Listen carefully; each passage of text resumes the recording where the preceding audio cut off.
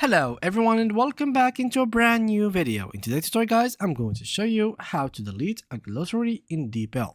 So, in Deepl you make yourself the glossaries, and sometimes with basically the problem or the issue that we have with the free account version is that we are stuck with only one glossary. In this case, if we wanted to change that, we need to delete it. So how can you delete the one that we already created? Well, simply just go to deepl.com into translator mode and log into your account, of course.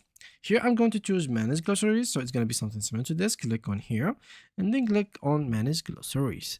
From here, what I'm going to do is to click on this delete button, as you can see right here, and as you can see now the glossary has been deleted.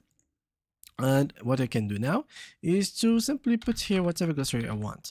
So just like that, and I can delete the whole section. As you can see, the glossaries has been removed, and now we can create a new one. As you will be seeing here, we can add our own terminology, terms by terms, and add them as you'll be seeing. It's very simple and easy, guys. So to delete, it's very simple. Let me show you exactly how again. So let's create one exactly.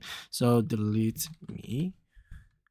So this is the glossary that we created. So to delete it, I'm simply going to click right here, click in here, and you won't be able to undo it or recover any of the terms in this glossary. So click on yes, delete, and as you can see, it has been deleted very easily, very quickly. So yeah, those who are doing it from this area, from the actual translate files mode, you cannot really delete anything through here. So make sure that you are in the translator mode, because in this area you can only select a glossary. You cannot really create nor delete a glossary from this area. And yeah, this is basically it for today's video. If you did enjoy it, make sure to leave us a like, subscribe, and leave a beautiful comment.